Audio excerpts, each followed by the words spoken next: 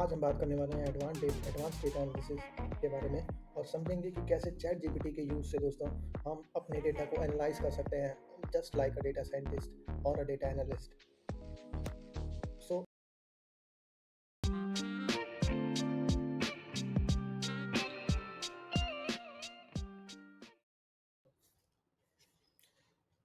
इसके पहले कि हम डेटा एनालिसिस करें, चलिए देखते हैं कि डेटा एनालिसिस होता क्या है। So according to Google's definition दोस्तों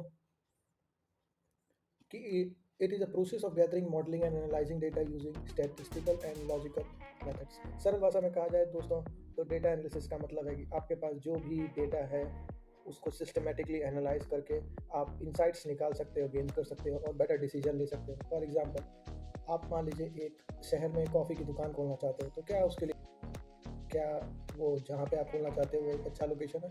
क्या आपकी कॉफ़ी सेल्स वहाँ पे अधिक होगी? क्या वो एक सूटेबल लोकेशन है खोलने के लिए? कितना परसेंट फ़ायदा हो सकता है? कितना परसेंट नुकसान हो सकता है? तो ये सारी चीज़ें आप डेटा एनालिसिस से कर सकते हो। अब दूसरी चीज़ है, आप डेटा एनालिसिस कैसे करें?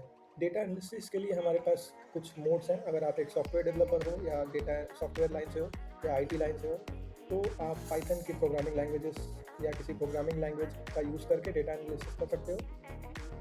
अगर आप कोई नो कोड प्लेटफॉर्म जानते हो लाइक पावर बीआई, तो आप पावर बीआई से भी कर सकते हो। और ट्रिक्स एक अनदर है, टैबल्यू से यूज़ कर सकते हो। बट आज हम एआई की मदद से, जो कि चैट जीपीटी की मदद से ये करेंगे। तो करना क्या है दोस्तों, पहले इसके लिए हमें डेटा एनालिसिस के लिए चाहिए डेटा। सो हमने उठा लिया है यूनिवर्सिटी रैंकिंग डेटा। सो इस डेटा सेट में क्या है दोस्तों, इस डेटा सेट में हमारे पास वर्ल्ड रैंक बेसिस पे यूनिवर्सिटीज़ का नेम है, उनकी लोकेशन है और नेशनल रैंक है। तो ये सारे डेटा है यहाँ पे। तो हमें क्या करना है दोस्तों, मैं यहाँ पे चैट जीपीटी 4 यूज़ कर रहा हूँ। अगर आप चैट जीपीटी 4 यूज़ कर रहे हो तो यहाँ पे आपको क्लिक करना है, एक्सप्लोर जीपीटीज़ पे जाना है और यहाँ पे सर्च कर लेना है डेटा एनालिस्ट जीपीटी, एंटर करिए। या फिर आप डायरेक्टली स्क्रॉल करके भी जा सकते हो। तो ये बाय जीपीटी में यहाँ पे डेटा एनालिस्ट है, मैंने ऑलरेडी कर रखा है इसलिए मैं इस पर डायरेक्टली टैप करूँगा।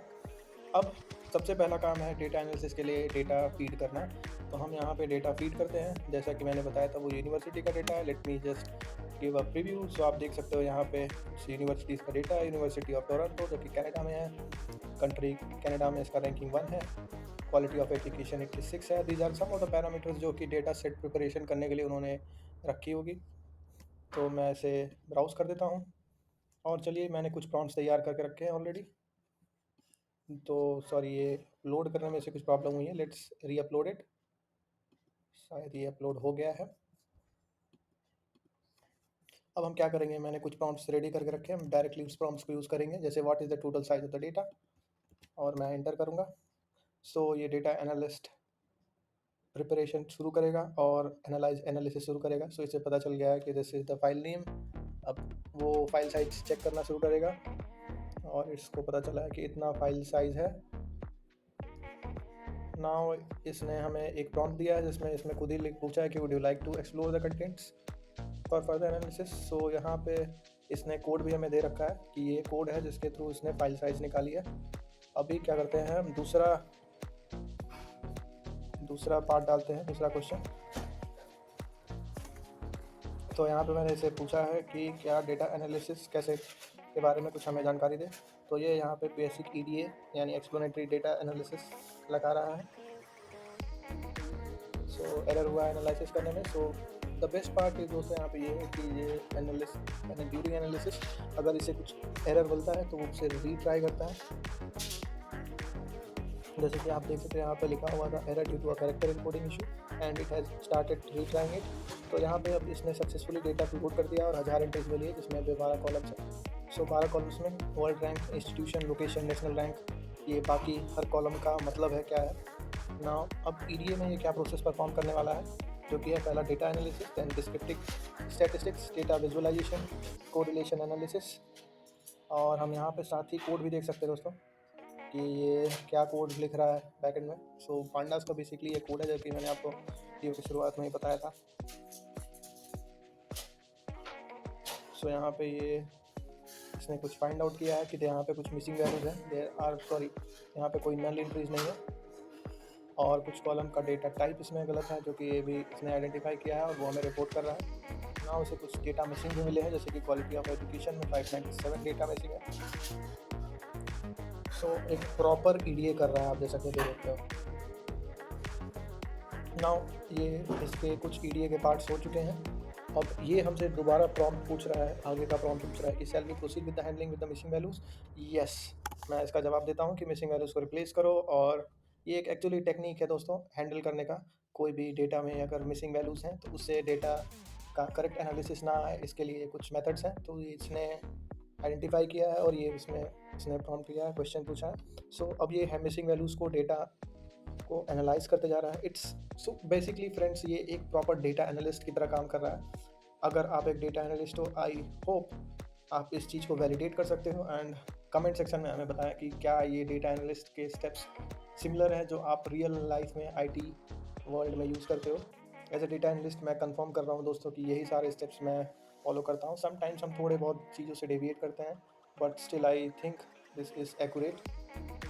सो यहाँ पे कुछ डेटा सेट्स इसने फाइंड आउट किया है और अनडिस्क्रिप्टिव स्टैटिस्टिक्स के अकॉर्डिंग से ये बता रहा है कि variety of 1 to 213 which high concentration of top rank university, जो कि मुझे कुछ खास इन्फॉर्मेशन नहीं लग रहा है। Now it has filled the with the mode value से 667 से इसने मोड वैल्यू से क्वालिटी ऑफ एजुकेशन को रिप्लेस किया है। देन इसने फिल किया है 304 क्वालिटी ऑफ फैकल्टी में मोड वैल्यूज से।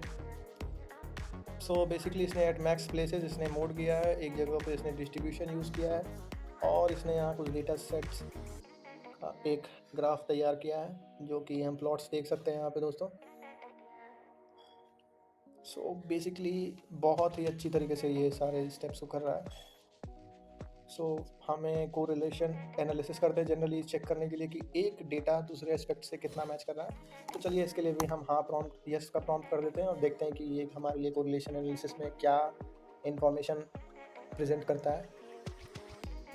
सो ये डेटा को एनालाइज कर रहा है यहाँ पे। It's taking time. तब तक के लिए हम दूसरे क्वेश्चंस भी देख लेते हैं जो हमने प्रिपेयर किए थे। तो हमारा ये क्वेश्चन इसने ऑटोमेटिकली फ्रेम कर लिया कि मिसिंग वैल्यूज़ थे वहाँ पे। उसने मिसिंग वैल्यूज़ को क्लीन किया, उसने विजुअलाइजेशन किया। तो ये चारों क्वेश्चंस हमारे चैट जीपीटी के डेटा एनालिस्ट ने खुद से कर दिया। अब हम क्या करते हैं दोस्तों, कुछ जेनरिक सवाल खुद से पूछते हैं। ये सवाल मैंने रखा है यहाँ पे, 3 universities in UK because United kingdom वहाँ पे जनरल लिखा हुआ है। तो इट माइट डेविएट के सेट डेटा एग्जैक्ट नहीं मिला और it might can answer also. But मैंने यहाँ पे जनरली देखा था कि वहाँ कंट्री के बेसिस पे डेटा डेटा की फिल्टरिंग थी। तो मैंने यहाँ पे जानबूझ के एक सिटी नेम रखा है ताकि वो कंफ्यूज हो जाए और आंसर ना दे पाए। लेट्स ट्राई इट कि क्या वो आंसर कर पा रहा है। सो ये हीट मैप इसने तैयार किया दोस्तों, तब तक हम ये चेक कर लेते हैं। सो आप देख सकते हो according to the heat maps जो सबसे ज़्यादा डार्क है वो सबसे ज़्यादा कोरिलेटेड है values. So definitely world rank से सबसे ज़्यादा कोरिलेट होगा बिकॉज दोनों वैल्यू सेम होगी। नेशनल रैंक आप देख सकते हो इस तरीके से इतना कोरिलेटेड है। So the darker the one the ज़्यादा रिलेशन होगा एंड बेसिकली ज़्यादा उसी से कोरिलेशन खा रहा है। देखिए जैसे कि आप वर्ल्ड रैंक देखेंगे तो 0.95% मैच करता है क्वालिटी ऑफ पब्लिकेशन से, बिकॉज दोनों पब्लिकेशन आप उसमें होंगे इसलिए करेक्ट ही लग रहा है मुझे। So this is how it has presented us with the heat maps. Now अब हम क्या करते हैं, सीधे without any further do directly ये क्वेश्चंस पूछ लेते हैं and let's see if it is able to answer the questions और नॉट। आई थिंक वहाँ पे यूनाइटेड किंगडम है, so I am not sure if it is going to present us the correct data. So let's see, because if it will fill UK according to the code it might not give, but yes it has identified United Kingdom and it has given us the world ranking of University of Cambridge, University of Oxford and University of London to be having the top 3 universities in UK. अब मैं क्या करता हूँ दोस्तों, जानबूझ के कोई question पूछता हूँ जो डेटा सेट में नहीं है। लेट्स से कि which are the top universities in London. So I'm not sure about where this university is. Let's see if it is able to give the answer or not. By the time I will check it where it is. So it is in London, England. So this should be in our answers. Let's see if it is able to identify it or not. So it has identified that there is no data in the London, but actually because the whole data set United Kingdom यानी country specific के basis पे थी.